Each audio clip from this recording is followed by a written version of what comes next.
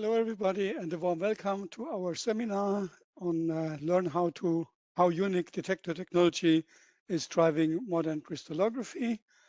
Vernon Smith will give us the details about the PHOTON IV evolution of photon counting CPADs for single crystal XRD. And let me briefly introduce myself. My name is Martin Adam. I'm marketing manager at Bruker for crystallography.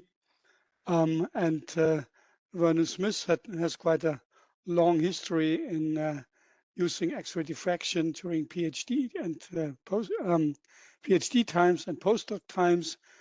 PhD he did at the University of Cambridge with a focus on protein crystallography on in-house imaging plates. And of course, during that time, he also got exposed to synchrotron CCD and Pilatus data. And the same holds for postdocs at Bari and UCLA. In 2007, Vernon joined Bruker XS, and there he collected and continued collecting data, diffraction data on apex CCDs, and of course also on the all generations of photon detectors. Starting in 2015, he dived deeper into detector technology and also supported the detector development teams for particularly Photon 3 and Photon 4 developments. So I think he has a solid background in detector technology. And today he will present on the evolution of photon counting CPAD detectors for single crystal X-ray diffraction. So Vernon, please.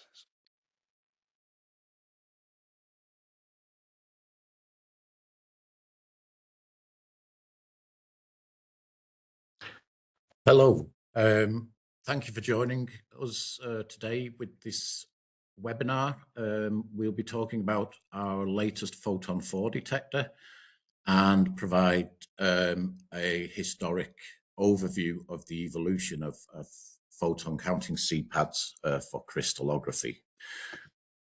So a brief overview of what I'll talk about today. I'll give a quick overview of what we see trending in crystallography at the moment, discuss the characteristics of an ideal detector, a brief overview of the topics of today's webinar. I'll quickly look at the trends that we're seeing at Bruker in crystallography,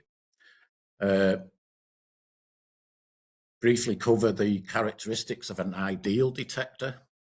Then I'll provide a short historical background to the development of pixel array detectors for crystallography. I'll then focus in on the evolution of indirect CPADs, of which the Photon 4 is the latest series. I'll discuss photon counting in software and also introduce interpixel logic and the benefits of that. I'll say a few words about the importance of what detector quantum efficiency, and then I'll finish by highlighting several examples of structures solved using the Photon 4 detector. Of course, if you have any questions, feel free to type them into the chat and then we can answer them at the end of the talk. So what we're seeing at Bruker trending in crystallography, there's continued growth in routine, high throughput crystallography, especially in the fields of small molecule chemistry, pharmaceutical solid form screening and multi-component crystals, salts and solvates, and so on. There's growing research in materials research, particularly functional materials for applications such as energy storage and next generation battery materials. As measurement times are becoming shorter, this means that now there are more opportunities for probing the effects of temperature and pressure on crystal structures, particularly looking at things like phase transitions, crystal behavior under high pressure, and also symmetry breaking and strain effects. There's growing interest also in total scattering analysis, per distribution function analysis, which is used to probe local order and disorder. So this complements very nicely the average periodic structures that are obtained from Bragg diffraction in the classic single crystal experiments.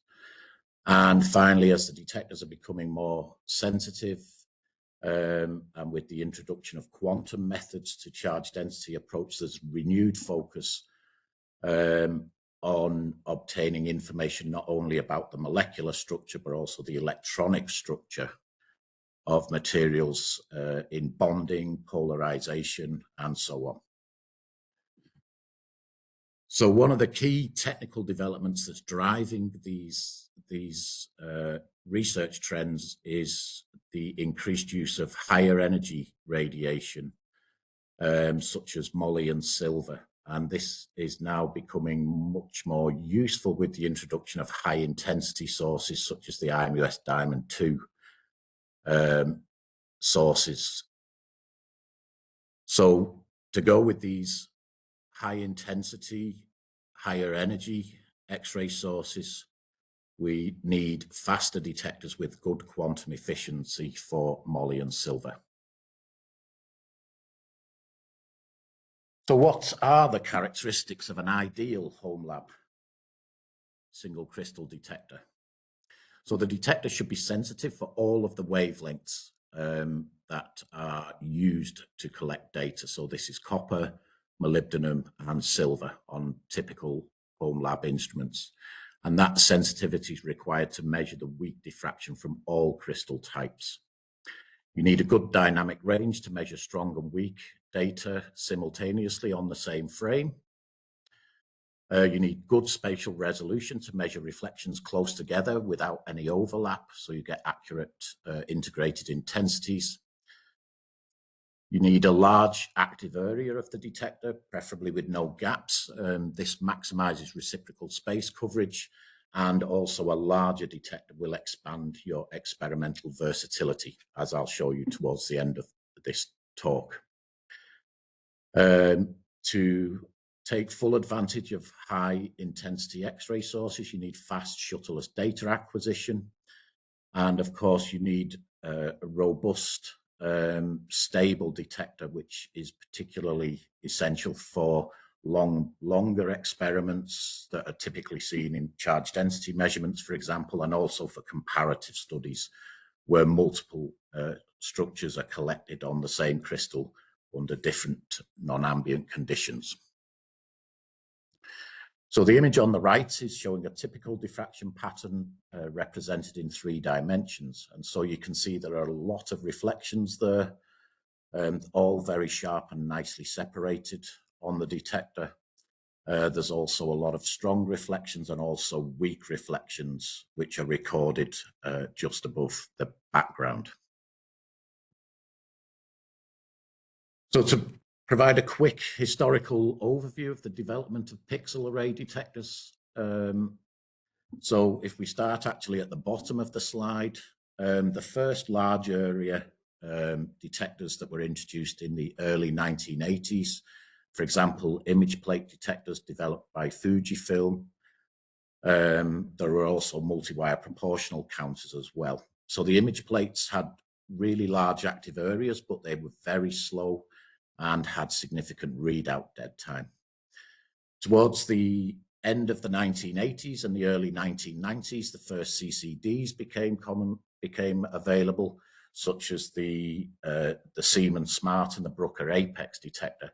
And these had significantly higher sensitivity and were much faster and could provide good spatial resolution without a fiber optic taper. The first hybrid pixel array detectors were first appearing at synchrotron beamlines in the early 2000s. These were first widely developed by the detector group at the Paul Scherrer Institute at the Swiss Light Source, and very quickly were rolled out to pretty much all beamlines at synchrotrons around the world. At the same time as that, in the around 2011, Bruker introduced the first home lab CMOS active pixel sensor detectors. These had significant improvements also over CCD detectors, in that we were able to fabricate much larger area sensors, and also for the first time enable shutterless data collection, so continuous data collection.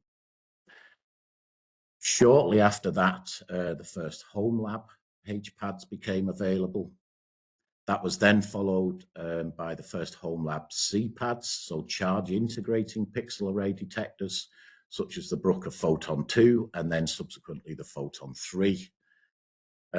And then in the early 2020s, the first synchrotron CPADs were being developed.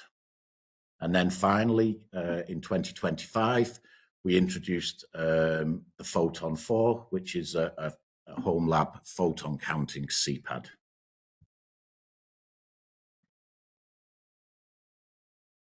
So there's essentially two different approaches to designing pixel array detectors. These can be described either as direct pixel array detectors or indirect pixel array detectors. So direct pixel array detectors use a deep silicon sensor that functions to both absorb the incident X-rays and also generate an electronic charge directly in that same silicon layer. Because the layer is actually so deep, an electrical field needs to be applied to draw the electron hole pairs towards the bump bonds, which are actually what's defining the pixels. In HPADs, that charge then is recorded and digitized directly on the pixel. The alternative approach is to use indirect pixel array detectors, where the function of X-ray absorption and charge generation are actually separated and independently optimized. So indirect detectors use a scintillator wafer that's been, over the years, has been highly optimized to maximize the X-ray absorption efficiency for all of the wavelengths that are used. Development of structured scintillators now enables to achieve a point spread function significantly less than 1 pixel, and also key to enabling photon counting is the improvements and optimization towards stable and quantized photo emission. So the X-ray is absorbed in a very thin scintillator. So you can see in the diagram on the bottom right that the scintillator layer is actually, the depth of the scintillator is somewhere around half of the pixel pitch. So because of the high absorption efficiency, we can use a very thin scintillator layer, which in combination with the structure in the scintillator means that the light pulse that's created is physically constrained, and that's what contributes to the point spread being less than a pixel. That light pulse is then generating a charge in the CMOS sensor pixel. The full charge is then read out into the processing unit, and then the counting is subsequently performed in the software. There are some key benefits to separating the recording of the full charge and performing the counting in software, which I'll come back to later in the talk. There's another key difference between direct and indirect pixel array detectors, and that's essentially that it's not possible to construct large direct sensors with sufficient uniformity. So in order to achieve a larger active area, as you see on synchrotron HPADs, you need to tile together many smaller modules, and these unfortunately can't be butted directly against each other. So you see gaps of somewhere around 5% of the total active area. Conversely, the use of a scintillator in indirect detectors actually permits us to use large area monolithic sensors with excellent uniformity. So we can achieve large active areas with no gaps. And this is the approach that you see in the photon detectors. Another consequence of having such a deep silicon layer in direct HPADs or HPCs, hybrid photon counters, as they're also known, you've got a very deep silicon layer coupled with relatively low absorption efficiency, which means that when you have a stream of incident photons arriving at a higher angle, so non-perpendicular to the detector, they're actually absorbed at a string of points through the depth of the silicon. And this leads to actual radial smearing of reflections in the silicon detectors. This is known as the parallax effect. So you can actually see, this is an actual image collected on a silicon HPC. You can see there that the reflections closer to the beam stop are actually pretty good shape and circular, but as you move out to higher angles towards the right-hand edge of the detector, you can see the radial smearing, and that's actually the overlap of two reflections. So to quickly introduce the mechanism of counting in HPADs or HPCs, this is showing a sequence of 4 photons arriving actually towards the center of a HPAD pixel. You can see that as a photon arrives, it generates an electrical charge, and this is compared directly on the pixel to a threshold level. And every time that the charge read exceeds the threshold level, that is then digitized as a photon count. So this is very useful because everything below that threshold is discarded. So this contributes to zero noise, which is important in HPADs because these silicon detectors actually have quite a lot of intrinsic electronic noise behind them. So the threshold helps to remove that. So you can see that photons number 1 and number 2 are digitized perfectly, but one of the limitations with the HPAD detectors is when 2 photons arrive together very close together in time. This is called pulse pileup. So you see photon 4 has arrived shortly after photon 3 before the charge in the sensor has returned below the threshold. So that's actually then digitized as a single event, and the photon number 4 is actually missed. So in this example, 4 photons have arrived at the HPC detector, but only 3 are counted. And that's called pulse pileup. So there have been many efforts to actually mitigate the effects of pulse pileup. So you can see the black curve in the chart on the right. This is a detector that has none of these mitigation approaches implemented at all. So you can see on the x-axis, as the incoming photon rate increases, the detected rate on the vertical axis is linear at lower count rates, but actually starts to tail off as the occurrence of pulse pileup increases. So this effect, where the sensor is not able to count subsequent photons, is called paralysis of the detector. So detector groups around the world are investigating many approaches to mitigate these effects, but the only one that's actually currently available on the more advanced HPCs is actually instant retriggering. I've referred to this already. So in order to overcome the limitations of low quantum efficiency in the silicon detectors for the higher energy radiation, so that's moly K alpha and silver K alpha, you can see from the yellow curve on the right that the quantum efficiency there is really very low. So subsequently, detector groups were investigating alternative sensor materials with much higher absorption efficiencies for higher energy. And the most commonly available now is actually using a cadmium telluride sensor. So you can see that gives you very good quantum efficiency, not only for copper and gallium, but also for molybdenum and silver.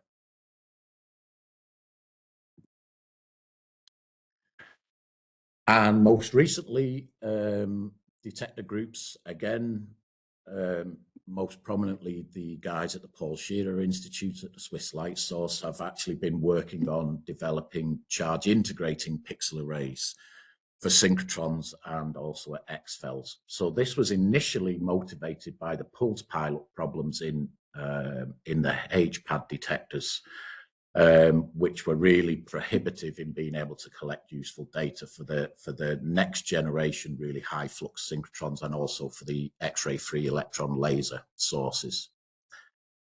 So currently available models are still using direct detection with the silicon sensor, and they're implementing charge integrating with dynamic gain switching. So the key to this is that the highest continuous flux that can be measured is determined by the dynamic range multiplied by the frame rate. And actually this principle is exactly the same principle that applies to the Photon 4 detector as well. So what you can see with the CPAD detector is there's no actual threshold there. So like the Photon 4 detector, they're actually reading out the full charge. There's no threshold applied. So you can see that there's no loss in detection efficiency at the corner of the pixels. So these are the little blue areas you can see in the HPAD pixel. And there was a very nice paper published by Leonarski et al. In 2018, which actually was able to show the effects of this charge sharing effect actually on data accuracy in a crystallographic experiment. So you can see, depending on the positions of the pixels in relation to the primary beam, you can see that there are differences in the HPAD, whereas it makes no difference in the Jungfrau. So that was a nice paper, actually. So I want to move on now and talk specifically about indirect CMOS or CPAD charge integrating pixel array detectors. So Bruker first introduced the Photon 100 back in 2011. And you can see that there have been, over the years, over the past 15 years, there have been huge improvements in both the sensor performance and also in the scintillation. So the pixel depth has increased significantly, the readout frequencies increased, and as a consequence of these things, amongst others, the noise in the detector has gone down significantly. So in the Photon 3 and the Photon 4, the intrinsic noise now is below the Poisson limit, which means you're detecting individual photons with high confidence. And also the increased pixel depth and the readout frequency in the Photon 4 has led to a significant improvement in the dynamic range of the Photon 4. So I managed to find some old images of the Photon 100 detectors back from 2011. So just to show you the improvements. So you can see on the left, this is an image, a frame collected on the Photon 100 detector. This is a 12-second exposure. And on the right, you can see a 2-second exposure on the Photon 4. So you can see the Photon 100 was a pure integrating detector. So you can see that behind the beam stop, there is actual detector noise. There was still a fiber optic faceplate in there as well. So you can see that the pixels are actually broadened out because the fiber optic faceplate is the primary element that contributes to these longer Lorentzian tails on the reflection profiles. If you then move forward to today with the Photon 4, you can see that the reflections are looking much sharper and much more clearly separated. So if we really ramp up the contrast and look at the area behind the beam stop, you can see that there's absolutely no intrinsic detector noise behind the beam stop. And you can also see now that that Lorentzian component of the reflections is really being removed, and the reflections, you can see pixel by pixel resolution in the Photon 4. So how does the Photon 4 actually work? So as I've mentioned already, when I was introducing indirect detection, we've got that very thin scintillator wafer that's absorbing X-ray photons. You've got a near instantaneous burst of light photons. which are then generating a charge in the readout sensor pixel.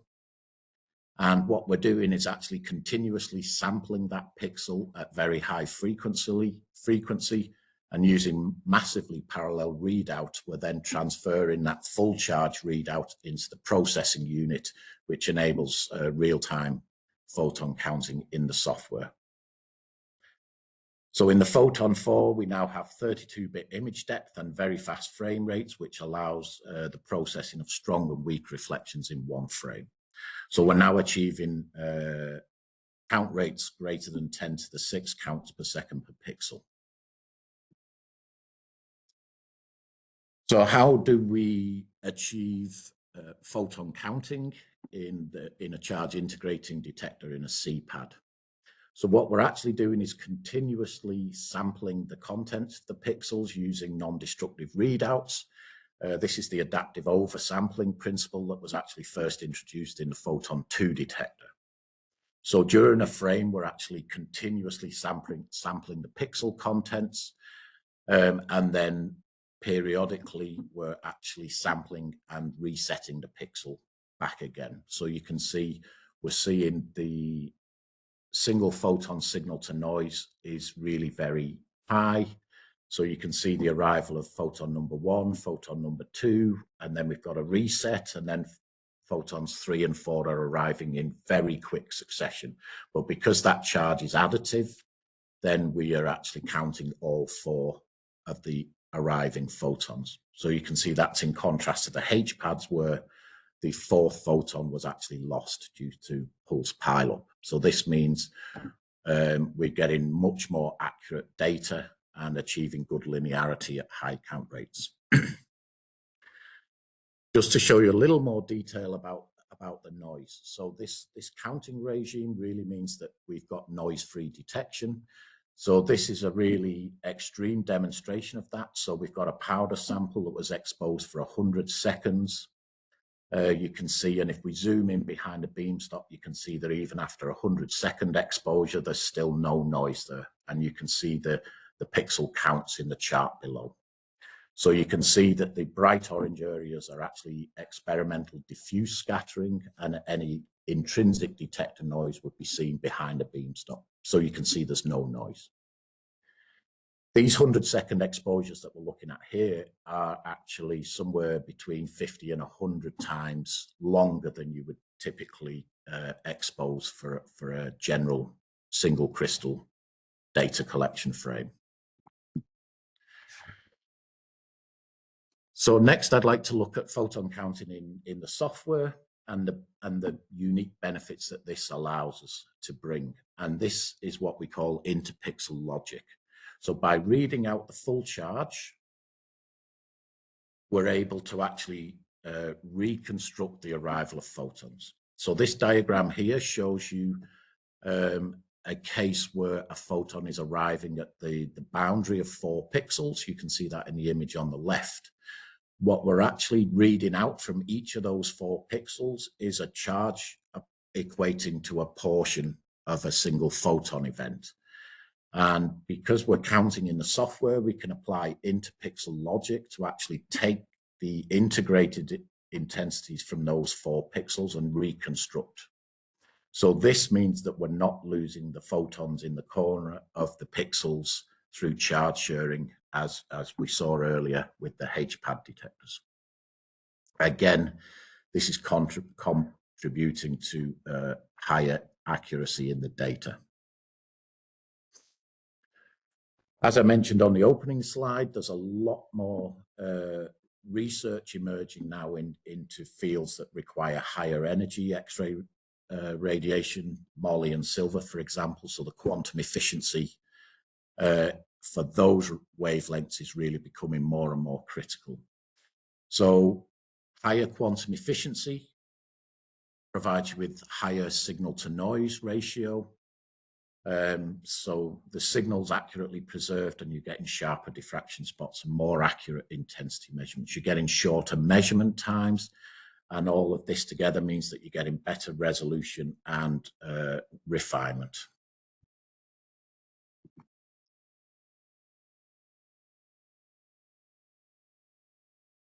So as we saw earlier with the direct detectors, silica, you remember that the photons were actually, the reflections were actually radially smeared out.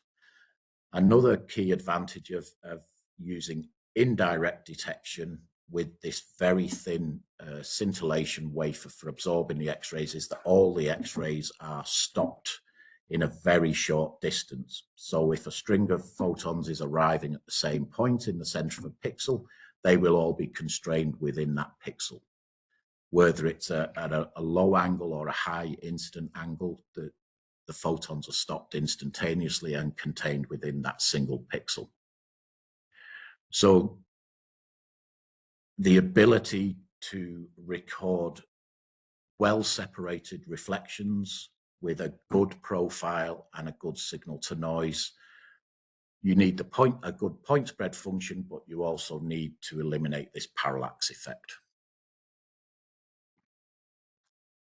So here's an example of a photon 4 frame. This was a chromatin crystal, actually protein crystal, measured with copper radiation. The photon 4-16 detector is set at a close distance of 45 millimeters from crystal to detector distance. So you can see that the reflections towards the edge of the frame are actually at a really very high incident angle. So if we zoom in on those reflections out there, you can see that even at high incident angles, we've got very good clean reflection profiles. And these two close together reflections here are well separated. So that's actually a 150 angstrom cell axis where we're achieving good separation of the reflections. So I'd like to spend the remainder of this talk to show you some of the examples where we've taken advantage of these characteristics of the photon 4 detector to do some really nice structures actually. So again, this is from the same data collection on automatin. So we had a very large active area detector with no parallax. So this means we're running it very close to the crystal. So we've got excellent reciprocal space coverage, and we're actually collecting complete data from infinity out to beyond 1.8 angstrom in a single frame. With the low noise, high sensitivity, we actually collected a complete data set in just under 1 minute. And then you can see that we did a very quick refinement of the molecular replacement solution, and we got pretty good R's and R3s, considering it wasn't fully refined. And you can see the density map is really very nice as well. Another major area of research at the moment is porous compounds and things like metal organic frameworks. So by definition, these large molecular frameworks are characterized by large voids that are filled with solvent that's typically displaying significant disorder in the solvent. They're very difficult to crystallize, so you're usually measuring very small, poorly diffracting crystals, which are showing very weak Bragg diffraction, but also considerable background scatter. So on the next slide, I'll show you the structures that we determined from actually these two crystals that you can see on the right here. These are both very small needle crystals, so they're around 10 by 20 by microns across, and just over 100 microns in length. You will also see that they're actually in a very low symmetry space group. So getting the maximum reciprocal space coverage possible is really key here as well. So these are the results we got here. So you can see this was collected using moly radiation, which allowed us to get out to a nice higher resolution of 0.8 angstroms. And so that higher resolution allowed us to really nicely characterize the anisotropic thermal parameters and the hydrogen bonding. So we really got a clear picture of how the guest molecules were bound into the pores. So if you look at the quality indicators, you can see that the structure accuracy, the R1s, there are both below 4%, so really good quality structures. Yeah, and again, these were both complete data sets collected in 6 or 8 minutes.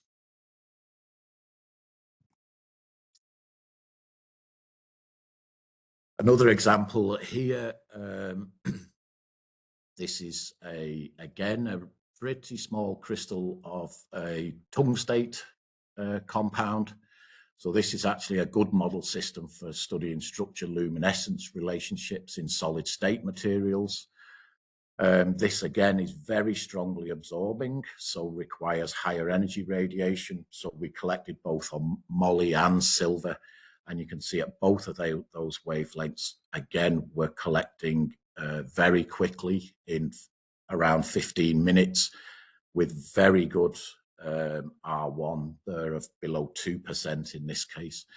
And that really is due to the higher intensity moly and silver IMUS diamond 2 sources in combination with the photon 4 with that high quantum efficiency. Another quick example that requires higher energy radiation is high pressure work. So this was quite a nice example because we actually, you can see in the top right, we actually centered 2 overlapping crystals in the beam. So we were actually collecting 2 data sets at the same time that were treated as a twin data set. So again, you can see we've got very good completeness, which is really the major challenge when you're doing high pressure work with diamond anvil cells. This example actually nicely highlights the dynamic range and the low noise of the photon 4. So you can see, let me just run this video. So you can see in the image here, we've got very strong Bragg peaks directly adjacent to this very weak diffuse scattering. So again, you can see that we've got very good spatial resolution, very low noise, very good dynamic range.